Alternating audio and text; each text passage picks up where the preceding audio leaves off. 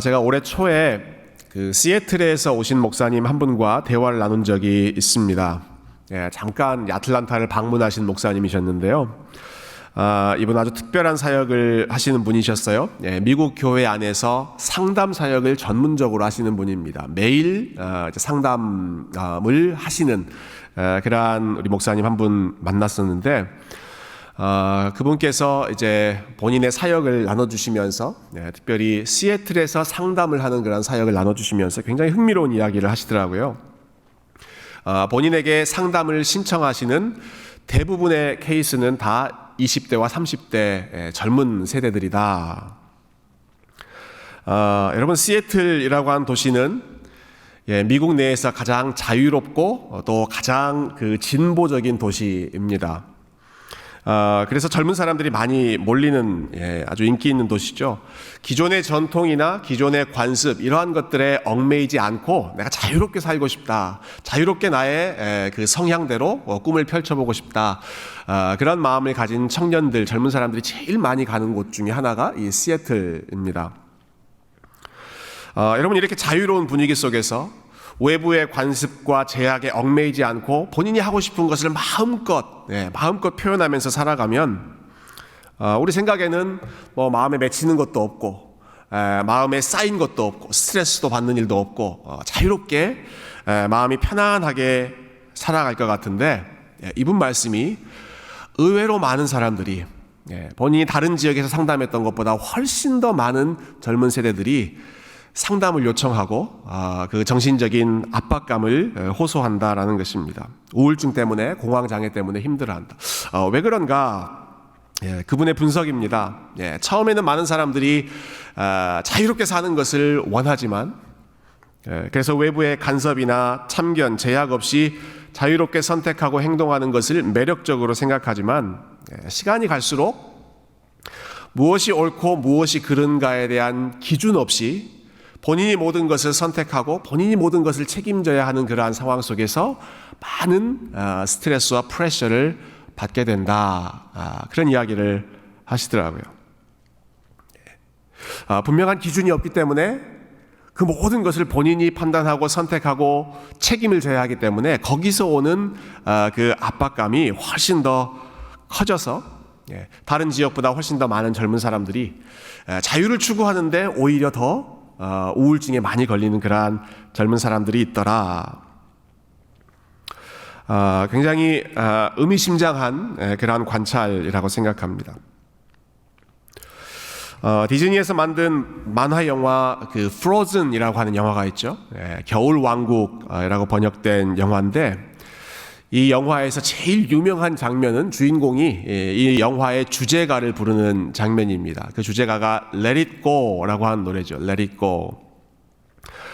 이 주인공이 이 노래를 부르는 상황은 이렇습니다. 어렸을 때부터 자랐던 그 왕국을 떠나서 새로운 곳으로 본인이 개척하면서 나가죠. 그때 이제 자유를 추구하면서 부르는 노래가 Let It Go인데, 거기에 이런 가사가 나옵니다. 사람들이 뭐라 말하든 나는 더 이상 상관하지 않겠어. 그리고 내가 할 수 있는 게 무엇인지 이제 확인해 보겠어. 그러면서 영어로 No right, no wrong, no rules for me. 옳은 것도 없고 틀린 것도 없고 no rules, 나에게는 어떠한 규칙도 없고 I'm free, 내가 자유롭게 내가 선택하는 것이 진리이고 그것이 옳은 길이다. 나는 이것을 추구하며 살겠다. 이 자유를 선포하는, 어떠한 사람들의 시선이나 평가나 관습이나 규범이나 이런 것들에 얽매이지 않고 no rules, no right, no wrong, 옳고 틀린 것도 없고 어떠한 규칙도 없고 그냥 내가 선택하면서 살겠다. 이러한 자유를 선포하는 그 노래가 이 Let It Go라는 노래죠. 아마 스스로 자유롭게 살고 싶은 인간의 욕망을 가장 잘 대변한 그러한 노래가 이 노래 또 이 영화가 아닌가 생각합니다. 그러나 여러분, 이 영화를 보신 분은 아시겠지만 여러분, 주인공인 엘사가 이 노래를 부르고 나서 별로 행복하지를 못합니다. Let It Go 노래 부르고 나서 자유를 찾아서 떠난 후에 본인이 만들어 놓은 그 얼음 왕국, 차가운 얼음 왕국에 갇혀서 살죠. 그가 정말로 행복할 때는 원래의 자리로 돌아오고 원래의 사람들과 함께 다시 사랑을 나누고 그들을 위해서 울 수 있는 그러한 따뜻한 마음을 회복했을 때 그 주인공이 행복해지죠. 여러분, 하나님은 우리가 어떤 상황에서 가장 행복하고 가장 잘 살 수 있는지를 아십니다. 어떤 물건을 만든 사람이 그 물건의 그 용도를 제일 잘 아는 것처럼 우리를 만드신 하나님이 어떻게 살아가야 하는지, 어떨 때 가장 잘 살 수 있는지를 제일 잘 알고 계십니다.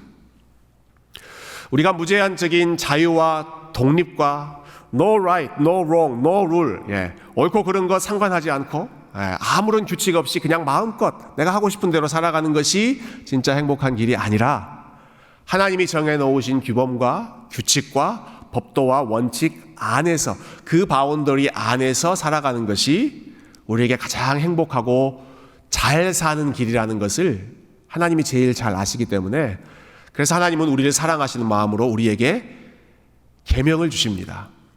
법을 주십니다. 이 틀 안에서 살라라고 우리에게 가르쳐 주십니다. 그 말씀이 성경 전체가 너희는 이렇게 살아라라는 하나님의 당부이지만, 특히 그 말씀 중에 요약판이 이 십계명이라고 할 수 있죠.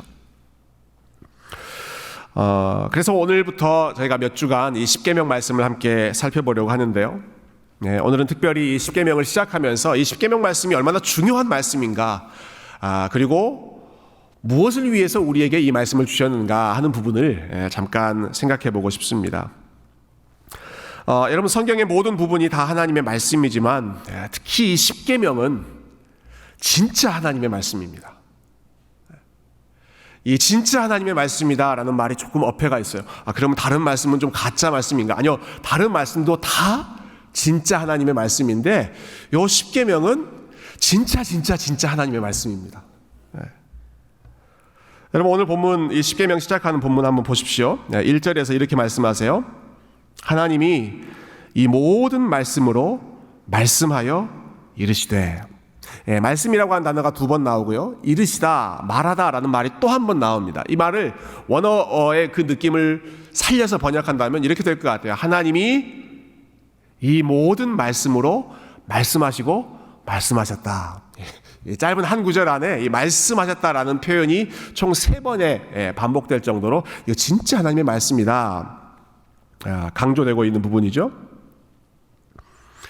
특히 이 십계명이 주어졌던 그 상황을 보면 여러분, 성경의 대부분, 거의 모든 말씀, 사실은 십계명 이외의 모든 말씀이라고 표현해도 틀리지 않을 것 같아요. 그 모든 말씀은 하나님이 누군가에게 알려주시고 그 사람들이 전달한 말씀입니다. 하나님이 모세에게 알려주시고 모세가 이스라엘 백성들에게 여러 가지 율법, 하나님의 뜻을 알려주시는 것이 일반적인 패턴이었습니다. 근데 십계명은 그렇게 하지 않습니다. 하나님이 직접 말씀하십니다. 이스라엘 백성들을 다 모아놓고 모세를 통해서가 아니라 하나님이 직접 그 이스라엘 백성들에게 말씀해 주셨던 전무후무한 말씀이 바로 이 십계명 말씀입니다. 그래서 이 계명의 말씀을 다 하나님이 말씀하신 후에 이스라엘 백성들이 어떻게 반응했는가 하는 것을 보면 이 말씀의 아주 독특한 점을 확인할 수 있는데요. 이 십계명 말씀이 출애굽기 20장 17절까지 있고, 그리고 끝나고 나면 18절에 그 이스라엘 백성들의 반응이 나오죠. 제가 한번 읽어보겠습니다. 뭇 백성이 우레와 번개와 나팔 소리와 산의 연기를 본지라 그들이 볼 때에 떨며 멀리 서서 모세에게 이르되, 당신이 우리에게 말씀하소서, 우리가 듣겠습니다.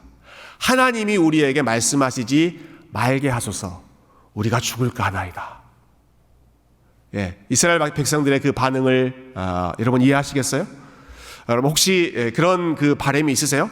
하나님이 나에게 좀 직접 말씀해 주시면 좋겠다, 그런 바람이 있으십니까? 누구 다른 사람 통하지 말고, 이 성경 책 통하지 말고 그냥 하나님이 나에게 직접 좀 audibly, 귀에 들을 수 있게 말씀해 주시면 좋겠다, 혹시 그런 바람이 있으시다면 이 말씀을 여러분 기억하시면 좋겠습니다. 우리가 그 하나님의 음성을 감당할 수 없습니다. 여러분, 하나님이 직접 말씀하시는 것을 감당할 수 없습니다. 그 말씀을 직접 들었던 이스라엘 백성들이 모세에게 사정하는 거예요. No more, no more, no more. 너무 무섭습니다. 너무 두렵습니다. 하나님이 우리에게 직접 말씀하지 말고 당신이 대신 그 말씀을 받아서 우리에게 전달해 주십시오. 예. 그 정도로 이 십계명 말씀이 처음 들었던 이스라엘 백성들에게 무게 있는 말씀이었고, 그 정도로 하나님이 지금 직접 하신 아주 직접적인 하나님의 말씀이었다 하는 것을 알 수 있죠. 또 한 가지, 십계명은 하나님이 직접 손으로 써주신 말씀이기도 했습니다. 출애굽기 31장에 보면 이 두 돌판, 십계명 말씀은 하나님이 친히 쓰셨다. 다른 것은 다 모세에게 알려주면서 모세야 네가 기록해서 이스라엘 백성들에게 가르쳐라 그렇게 하셨지만, 이 십계명 말씀은 친히 돌에 하나님이 손수 써주신 말씀입니다. 한번 이 돌판이 깨지죠. 금송아지 사건 때문에 깨진 후에는 다시 한번 출애굽기 34장에 내가 그 판에 처음 썼던 것과 똑같이 쓰겠다. 여러분, 그러니까 어떻습니까?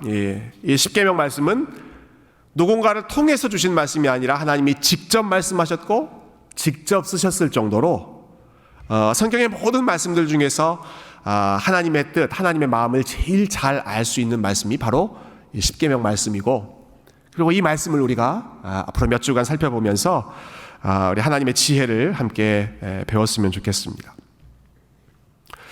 자, 이렇게 중요한 말씀을 이제 주시는데요, 이때 하나님이 제일 먼저 확인하시는 게 있습니다.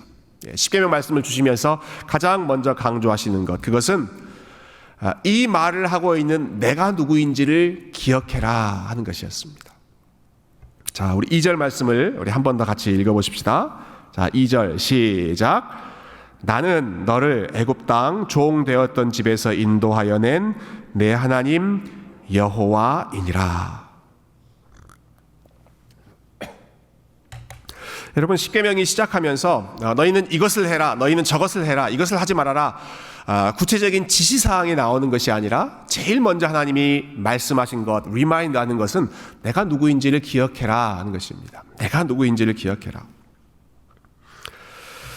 하나님이 어떤 분이신지를 기억하고, 그리고 이스라엘 백성들을 위해 하나님이 무슨 일을 하셨는지를 먼저 기억해라. 그래야 앞으로 나오는 이 모든 말씀들을 어떤 의미로 적용해야 할지 너희가 제대로 이해할 수 있다. 여러분, 똑같은 말이라고 하더라도 누가 그 말을 하느냐에 따라서 느낌이 달라지죠. 여러분, 혹시 오늘 우리 집사님 기도하실 때 은혜를 많이 받으셨을 거라고 생각하는데요, 저는 특별히 그 처음 시작할 때 우리 박광호 집사님이 이렇게 기도하셨어요. 태초에 우주 만물을 만드신 하나님, 이렇게 기도하셨어요. 혹시 눈치채셨어요?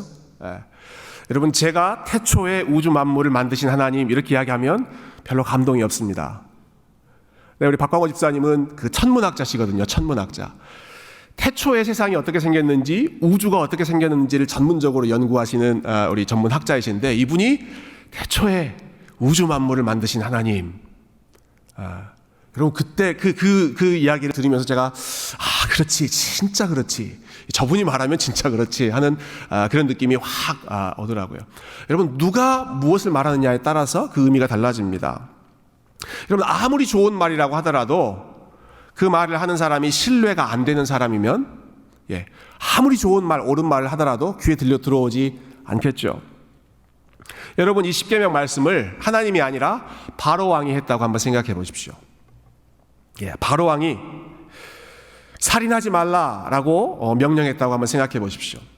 이스라엘 백성들 중에 태어난 모든 남자아이들을 다 죽여라라고 명령했던 그 바로 왕이 너희는 살인하지 말지니라 라고 이야기한다면 그것이 귀에 들어오겠습니까? 여러분, 이스라엘 백성들을 종으로 삼고 노예로 삼아서 그들의 노동력을 착취하고 학대했던 그 바로 왕이 너희는 탐내지 말고, 너희는 도둑질을 하지 말고, 너희는 서로 사랑하며 살아라 이렇게 이야기한다면 여러분, 그것이 귀에 들어오겠습니까? 그 말을 듣는 사람들이 속으로 무슨 생각하겠습니까? 너나 잘하세요 그렇게 이야기하지 않겠습니까? 바로 왕에게 너나 살인하지 말고, 너나 착취하지 말고 그렇게 잘 살아라 이렇게 비아냥대는 마음이 들지 않겠습니까? 이 말씀을 지금 누가 하십니까? 이 말씀은 나는 너를 애굽 땅 종 되었던 집에서 인도하여 낸 너의 하나님 여호와니라.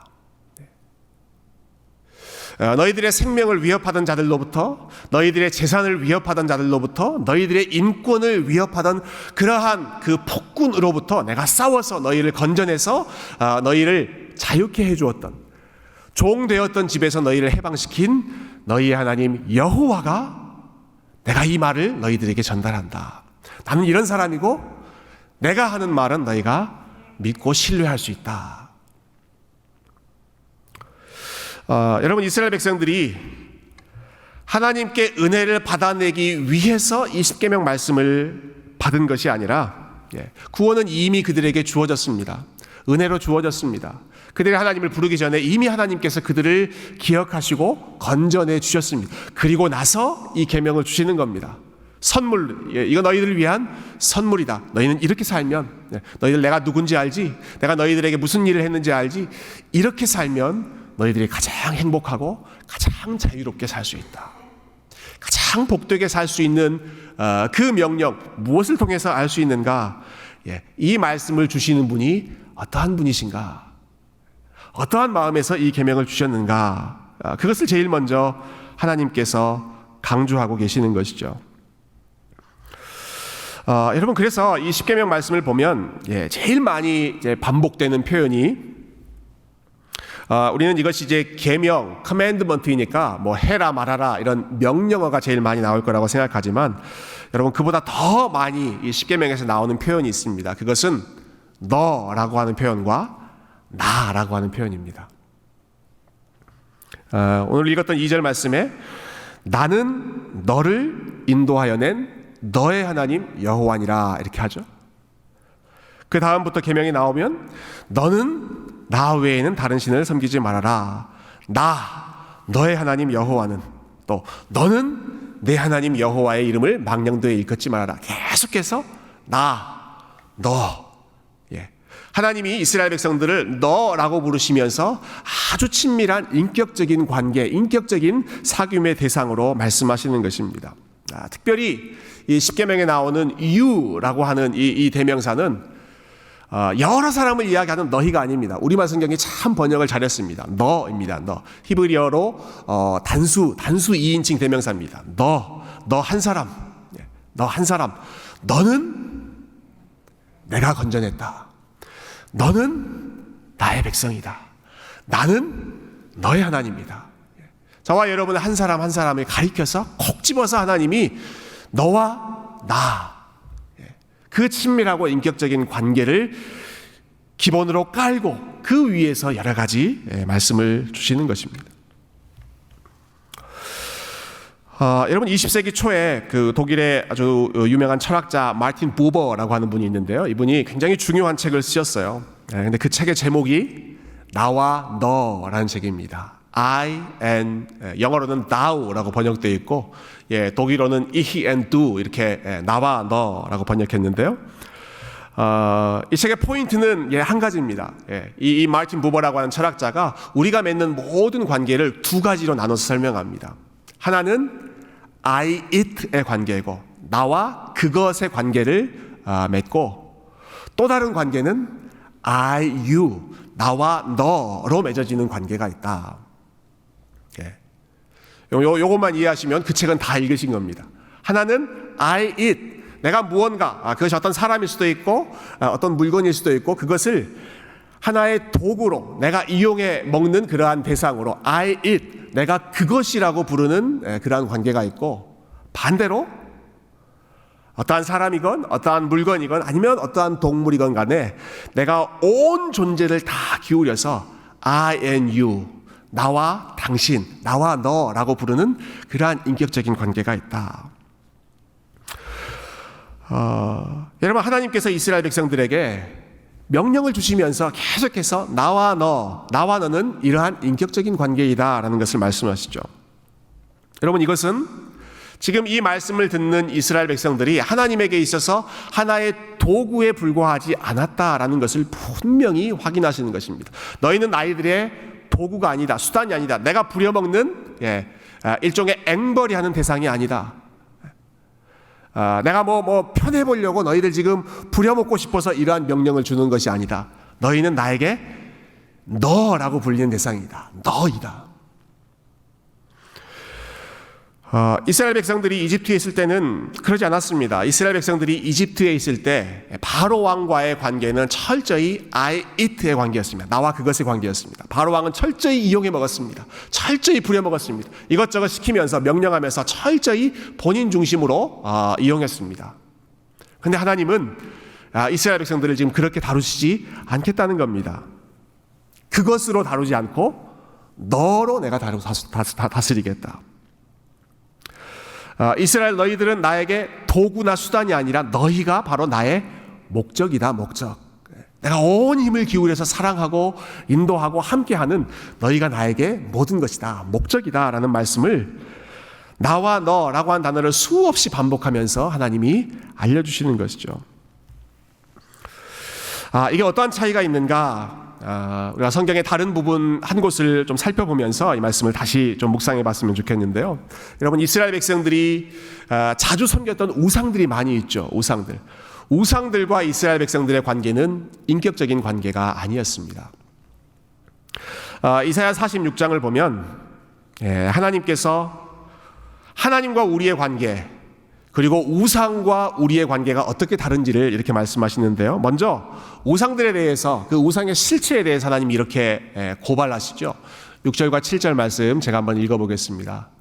사람들이 주머니에서 금을 쏟아내며 은을 저울에 달아 도금장이에게 주고, 그렇게 해서 이제 만든다는 거죠. 우상들을 그것으로 신을 만들게 하고 그것에게 엎드려 경배하며 그것을 들어 어깨에 메어다가 그의 처소에 두면 그것이 서 있고 거기에서 능히 움직이지 못하며 그에게 부르짖어도 능히 응답하지 못하며 고난에서 구하여 내지도 못하느니라. 이스라엘 백성들이 수없이 섬겼던 우상들을 하나님께서 이렇게 풍자하시는 건데요. 여러분, 하나님이 우상들을 뭐라고 부르십니까? 그것이라고 부릅니다. 그것. 너희들이 섬기고 있는 모든 우상들은 다 그것이다. 그것이다. 너희는 그것을 만들었고 너희는 그것에게 엎드려 절하고 있고 너희는 그것을 들어서 어깨에 메고 여기저기 움직여 놓고 너희들이 세워놓은 곳에 그것이 서 있다. 그럼 그것이라고 하는 이 표현에는 너희들이 섬기고 있는 모든 우상들은 살아있는 존재가 아니라 죽어있는 존재다라고 한 뜻이 들어있고, 그와 더불어서 조금 전에 인용했던 그 마틴 부버의 책을 우리가 연결해 본다면 이스라엘 백성들과 우상의 관계는 인격적이고 사랑하는 관계가 아니라는 것입니다. 서로가 서로를 이용하는 I it의 관계라는 것입니다. 이스라엘 백성들은 우상을 통해서 본인의 욕망을 채우려고 하고, 우상들은 역시 이스라엘 통해서 본인들이 이루고자 하는 어떠한 것들을 이루려고 하는, 서로가 서로에게 도구로 수단으로 이용해만 먹는 그런 관계라는 것이죠. 여러분, 그런데 하나님과 우리의 관계, 하나님과 이스라엘 백성들의 관계는 그렇지 않았습니다. 3절과 4절, 같은 본문의 3절과 4절 말씀을 보면 제가 성경에서 가장 좋아하는 말씀 중에 하나인데요. 하나님이 이스라엘 백성들을 어떻게 생각하시는지 이렇게 말씀하세요. 우리 같이 한번 읽어보십시다. 3절과 4절 시작. 야곱의 집이여, 이스라엘 집에 남은 모든 자여, 내게 들을지어다. 배에서 태어남으로부터 내게 안겼고 태에서 남으로부터 내게 업힌 너희여, 너희가 노년에 이르기까지 내가 그리하겠고 백발이 되기까지 내가 너희를 품을 것이라. 내가 지었은즉 내가 업을 것이요 내가 품고 구하여 내리라. 여러분, 하나님께서 이스라엘 백성들을 뭐라고 부르십니까? 역시 또 너희라고 부르십니다. 너희라고 부릅니다. 너희라고 부르십니다. 여러분, 이게 다른 우상들과의 차이입니다. 우리가 다음 시간에 보겠지만 너는 나 외에는 다른 신을 섬기지 말지니라. 왜 그렇게 말씀하십니까? 다른 것들은 다 너희를 이트로 이용해 먹고 착취하고 너희들을 사랑하지 않기 때문에 그렇습니다. 오직 나만 너희를 사랑한다. 어떻게 사랑하십니까? 너는 내가 낳았다. 너희들은 내가 낳았다. 태어날 때부터, 여러분, 얼마나 이 표현들이 실감나는 표현입니까? 태어남으로부터 너는 내게 안겼다. 그리고 그때부터 내게 업혔다. 근데 너희가 어렸을 때만 내가 그렇게 하는 것이 아니다. 노년에 이르기까지, 너희가 백발에 이르기까지 내가 너희를 품에 안고 내가 너희를 등에 업고 내가 끝까지 너희의 하나님이 되겠다. 여러분, 하나님은 우리를 도구로 혹은 수단으로 이용하는 분이 아니십니다. 뭔가 쓸모가 있으면 잘해 주었다가 쓸모가 없어지면 내팽개치는 그러한 분이 아닙니다. 방금 읽었던 그 말씀에서 하나님이 누구를 품으시겠다고 하셨는가? 여러분 주목해 보십시오. 갓 태어난 아기를 내가 품겠다고 하십니다. 그리고 백발이 된 노인을 내가 품겠다라고 하십니다. 이 두 그룹은 인간의 생애에서 가장 연약한 단계이죠. 가장 연약한 갓 태어난 어린아이, 부모의 도움 없이는 할 수 없는, 또 연로하신 우리 나이 드신 우리 노년의 백발의 어르신들, 여러 가지 면에서 간병인의 도움이 필요하고 또 자녀들의 도움이 필요한 그러한 단계이지 않습니까? 도움이 필요한 가장 연약한 단계에 있는 너희들을 내가 품에 안겠다, 등에 업겠다, 내가 끝까지 너희의 하나님이 되겠다. 약하고 위태롭기 때문에, 그냥 쓸모없기 때문에 내팽개쳐 버리는 것이 아니라 오히려 그렇기 때문에, 스스로 설 수 없기 때문에, 스스로 자기를 보호할 수 없기 때문에 더더욱 내가 너희를 보호해 주겠다. 여러분, 이게 하나님의 마음입니다. 여러분, 이것이 이스라엘 백성들을 향한 하나님의 마음이고, 그리고 오늘도 저와 여러분을 향해서 하나님께서 알려주시는 우리 하나님의 마음이십니다. 나는 너를 인도하여 낸 네 하나님 여호와니라 라고 선포하셨죠. 여기 나오는 여호와라고 하는 이름은 히브리어 원어로는 스스로 있는 자라는 뜻입니다. 모세를 처음 만났을 때 I am, 나는 스스로 있는 자다, 그때 알려주신 그 하나님의 이름이 그 발음을 그대로 해보면 여호와, 야훼라고 하는 이름입니다. I am 이라고 하는 그 하나님께서 말씀하시는 것이죠. 나는 너를 인도해낸 너희의 여호와이니라. 자, 나는 너희를 인도했다라고 하는 말과 나는 여호와라는 말을 여러분 합쳐서 생각해 보시면 좋겠습니다. 두 문장을 합치면 이런 뜻입니다. 너를 인도해낸 나는 I am, 항상 나는 그렇게 하는 자이다 라는 뜻입니다. 나는 스스로 있는 자이다. 스스로 있는 자이다. 나는 과거에도 그랬고 지금도 그렇고 앞으로도 그럴 것이다. 변하지 않는 그 하나님의 속성을 보여주는 그 하나님의 이름이 여호와입니다. 그 여호와 앞에 나는 너희를 인도해낸 너희의 여호와이다 라고 말씀하십니다. 나는 너희를 인도해낸 그 하나님으로서 과거에도 그랬고 지금도 그렇고 앞으로도 영원토록 그러한 하나님이 될 것이다. 여러분, 이 약속의 말씀을 이 한 구절 안에서 알려주시는 것이죠. 과거에 너희를 이집트 땅에서 내가 너희를 인도했다. 나는 지금도 여호와 I am이다. 나는 지금도 너희를 인도한다. 나는 미래에도 여전히 나는 I am이다. 나는 앞으로도 계속해서 너희를 인도할 것이다. 너희들이 어디로 가든지 어떠한 상황에 있든지 나는 너희를 항상 인도하는 너희의 하나님 여호와다. 그러므로 안심하고 나를 바라보고 나를 믿고 내가 가르쳐주는 이 말대로만 따라와라. 이스라엘 백성들의 마음을 안심시키고 그리고 하나님 한 분만을 바라보도록 신뢰하도록 만드는 말씀이 바로 나는 너희를 인도하여 낸 너희의 여호와 하나님이니라. 내가 너희에게 말한다 라는 이 십계명의 서론 말씀이죠. 여러분, 이것이 십계명을 주셨던, 그리고 십계명을 오늘 우리에게도 주시는 그 하나님의 본심입니다. 우리가 자동차를 운전하다 보면 이렇게 잘 운전하고 가다가 갑자기 불안해질 때가 종종 있습니다. 여러분, 혹시 그런 경험 있으세요? 내가 열심히 운전하고 있는데 내 뒤에 백미러를 보니까 경찰차가 따라오고 있습니다. 여러분, 그럴 때 불안한 마음을 좀 느끼지 않으십니까? 그럴 때 당당하십니까? 운전하는데 그냥 평소엔 다른 차들이 다 따라오는데 이상하게 내 뒤에 그 경찰차가 바로 뒤에 따라오면 왠지 모르게 마음이 불안해지죠. 왜 따라오지? 내가 속도를 좀 세게 밟았나? 아니면 레지스트레이션이 지금 갱신이 안 됐나? 혹시 내가 신호를 위반했나? 저렇게 따라오다가 갑자기 사이렌 울리고 윙 하면서 불빛이 번쩍번쩍거리면 차 세우고 이러면 어떡하지 하는 그런 불안감이 종종 들 때가 있죠. 여러분, 우리가 하나님을 생각할 때, 특히 십계명을 이렇게 말씀하시는, 규범을 말씀하시는 하나님 생각할 때 마치 내 뒤를 따라오는 그 경찰차처럼 귀찮은 존재로 생각하는 그런 경향이 있습니다. 명령 주시고 너 얼마나 잘 지키는지 보자. 명령 안 지키면 곧바로 사이렌 울리고 너 걸렸다 하고 잡아서 아주 엄격하게 페널티를 매기는 그러한 엄격한 분으로 우리 십계명의 하나님을 생각하는 경우가 많이 있습니다. 여러분, 그런데 반대의 경우를 한번 생각해 보십시오. 경찰차가 내 뒤에 바짝 붙어서 따라오는 그때가 아니라 경찰차가 내 앞에 가는 상황입니다. 내 앞에 가는 상황. 그런 경우가 있죠.